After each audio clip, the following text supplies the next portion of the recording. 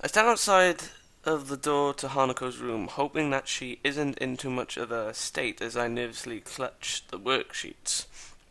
Muto asked me to pass on to her. Right.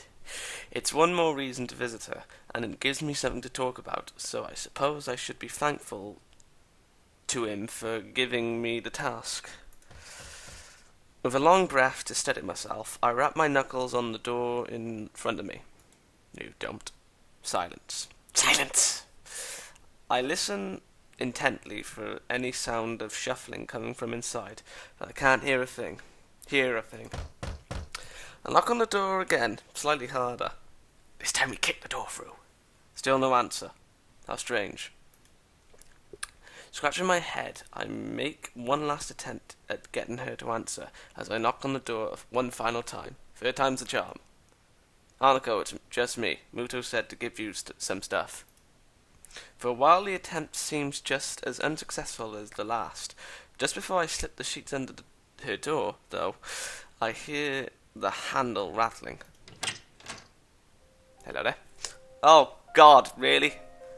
As the door opens halfway, I quickly try to see how Hanako's faring. Well, not good considering the music. It's a task made somewhat more difficult by her oversized gown hiding so much of her body. Dirty bastard. She doesn't look sick, or at least not immediately so. To be honest, I'd have preferred that to her expression right now. She looks terribly tired, and appears to be barely acknowledging my presence. We're invisible. Hi, Hanako. Muto wanted me to give you these since you weren't in class today. I hold out the loose sheets, which she tentatively takes in her hands. The way she moves is devoid of thought. Her posture is slumped in an unusual manner for someone that's so often tense and wound up. Oh God, even her eyes keep looking away from mine, doing their best to avoid eye contact. I move my head a little to try and get a better look, but she just ends up turning away. Damn. Are you okay? If you're feeling sick or anything, I could go get the nurse. A nurse? It feels almost pitiful to put on such a routine, get well soon act. I can't think of anything else I could possibly do for her, though. The pout. She seems to collect herself a little at the notion, but only a little. Her head remains turned away, but her eyes move towards me. I'm fine. Lies! An awkward silence follows. As it lingers, I notice that the sleeves and the cuffs of her gown bear slightly damp stains. Yeah, her cheeks are a bit red, too. Has she been crying? I see. Lies. I hesitate a little before coming out with the words I really came here to say. Would you like me to stay? I don't have anything urgent to do at the moment, so it wouldn't be any trouble. Her eyes slide away from me. Jesus Christ! While I lose any hope for an improvement of her mood, I wait for a response, but she doesn't say anything, nor give any kind of gesture. She just stands there, looking away from me. Damn it! Hanako? She slowly shakes her head. Okay, good night then. Oh God, this was a total disaster. With that, Hanako steps back and closes her door without a second word. More than a little worried, I retreat back to my room. When a girl says she's fine, just say lies. Why am I not reading? Oh yeah, footsteps. I don't know. Wandering up the hall. Oh God, we're in our hallway. Wandering up the hallway, keep mulling over what happened. It felt like Hanako was only half there, as if I was interacting with a robot that was just doing what it was programmed to do without any real thought. She was a husk of a person. Oh God, you're killing me! This is frustrating. I had hoped that meeting Hanako would help the situation, but I feel like it's only made it harder to understand her. How am I supposed to try and help her when she quite literally shuts me out like that? I don't know. I don't even bother to turn on the light. What? Opting instead to simply change into my pajamas, quickly choke down my evening pills, and collapse onto my bed. Bleh! Katawa? Katawa Shoujo. Do do do do do do do do do do do do.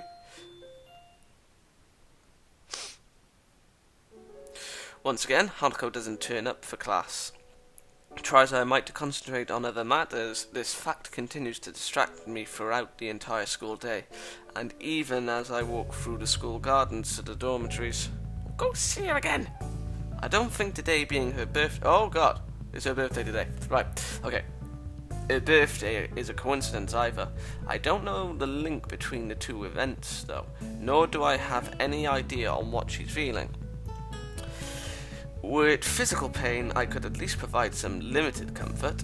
With something like this, though, I have no idea where to start. I run the people I know through my head, thinking about whether they could help. Shizuna and Misha don't know that much about Hanako. Lies! They said they had information, and what little they do know they can't tell me. Same for the nurse. Bastards. In the end, it doesn't even matter. I'm sorry. In the end, there's only one person that knows Hanako well, and would be willing to tell me anything. Lily? What? Entering my dormitory room, I notice something that takes me off guard. It's starting to feel familiar. With everything that's going on around me, I'm thankful that this room started to finally be somewhere I can relax a little. When I'd first entered Yamaku, it felt immediately foreign in every way, from the untouched neatness to the way it smelled. Focusing back on the task at hand, I throw my bag onto the bed as I open the top drawer of my desk. What am I doing? Before she left, Lily told me the number to call her on while in Scotland, and I wrote it down. In hindsight, I wonder if she knew something like this could happen. Damn it. Well, she's a crafty little minx. Now that she is out of reach, I realise just how much both Hanako and I have relied on her for guidance. I dig around drawer after drawer. It was drawer. By God, I've never seen that before. Looking for the damned piece of paper. Damn them. Eventually, thankfully, I find it nestled under a borrowed library book. That's the phone. My God, I have a better one. What? I probably should have just entered it directly into my cell phone. Come to think of it, Jesus Christ, there shouldn't have been no pause there. Without further ado, I entered the numbers and anxiously pressed the call button. Eventually, the phone picks up. A feminine voice I don't recognize on the other end. It's probably Lily's mother. Wait, what have I done? Scratch, shut out. Glitch. English? That was English. Have I been translating all this time and I don't even know? If only so. English. Suddenly finding myself unprepared, I realise I can't understand a word she says, either due to my limited vocabulary or her heavy accent. I should have anticipated this, since according to Lily, her mother is a native Scot.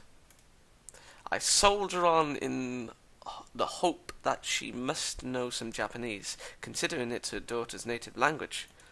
It's Hisao Nakai speaking. An enthusiastic sound of realization can be heard as she recognizes the language.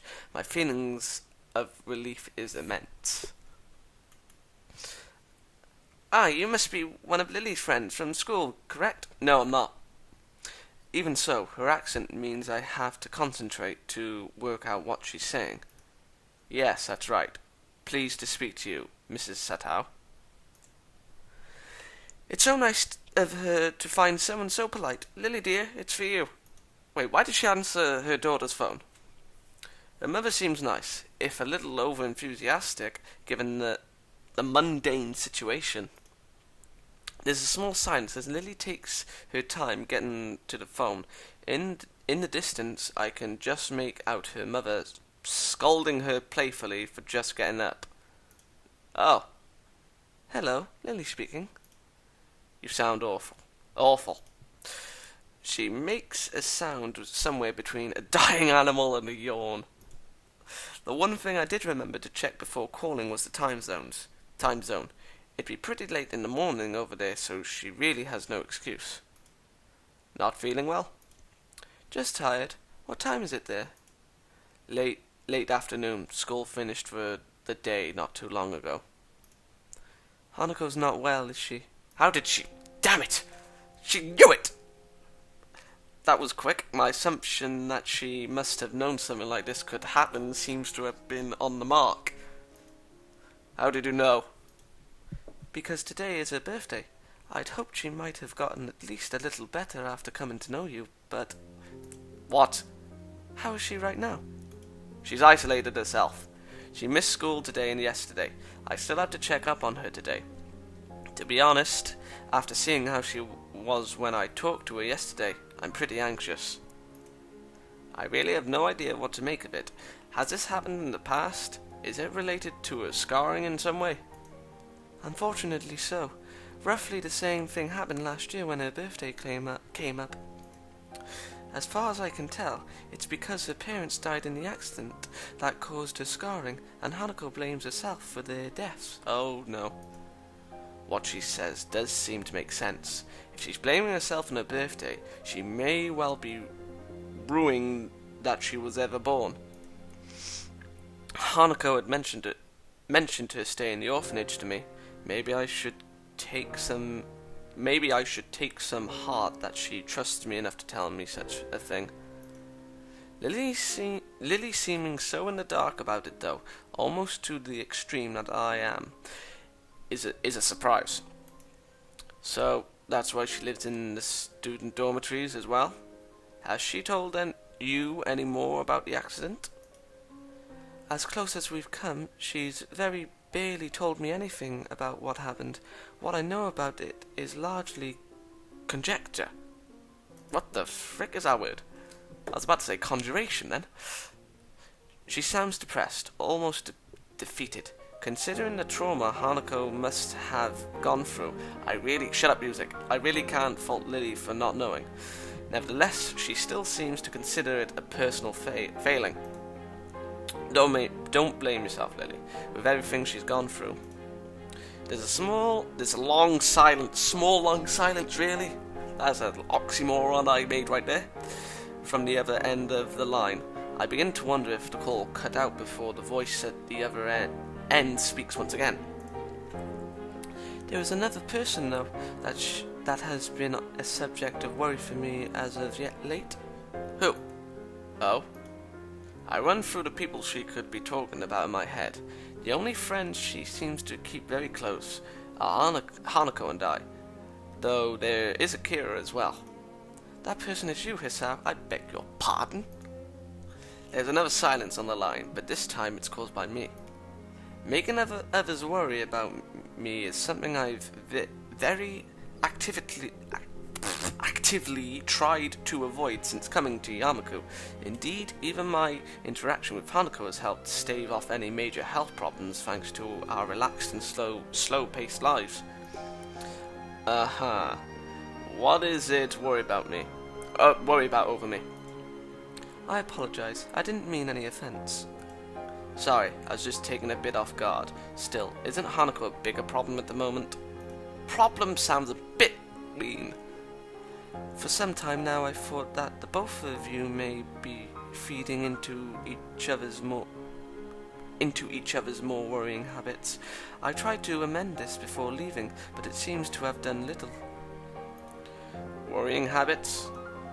When I asked you about what you had in mind for the future, your answer was very similar to what Hanako has said in the past when that question was posed to her. Oh God. It is well and good to want to protect her, but I fear that treating Hanako like this, as if she were a daughter or someone in need of special care, is only going to achieve the opposite. Oh God, what? I nearly clicked something accidentally. The situation got effectively turned on its head. After everything that's happened, this is the first time I've find myself doubting Lily's judgment. Right, when in doubt, save it out. Oh, guess what? We're agreeing with Lily. I don't want to admit it, but she may have a point. Something else bugs me, though. And you tried to amend this? Wait, our outing into the city? Quite astute. I thought that it might help. That might help if I dragged both of you out of Yamaku and into the wider world. I am thankful you become closer for it, though. So she noticed that. I suppose she may well have been paying attention to us.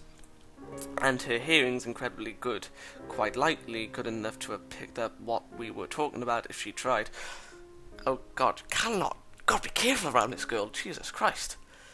This sounds more and more like you were manipulating us. Assuming direct control. Silence. It's a harsh way of putting it. Mine is more cooler, but I have no intention of stepping back from those words. I'm sorry. I was just worried about you. It's fine. I guess there are more important things anyway.